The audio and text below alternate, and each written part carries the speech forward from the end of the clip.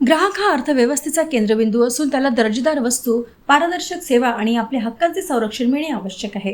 ग्राहकांना जलद आणि प्रभावी न्याय मिळवून देण्यासाठी केवळ कायदा असून चालणार नाही, तर त्याची परिणामकारक अंमलबजावणी, पुरेसे मनुष्यबळ आणि सक्षम तक्रार निवारण यंत्रणा उभी राहणे गरजेचे आहे, असे प्रतिपादन माजी अर्थमंत्री तथा आमदार सुधीर मुनगंटीवार यांनी केले.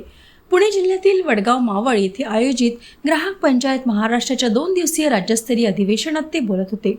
राज्य ग्राहक तक्रार निवारण आयोगाचे अध्यक्ष न्यायमूर्ती सुरेंद्र तावडे यांच्या हस्ते अधिवेशनाचे उद्घाटन झाले.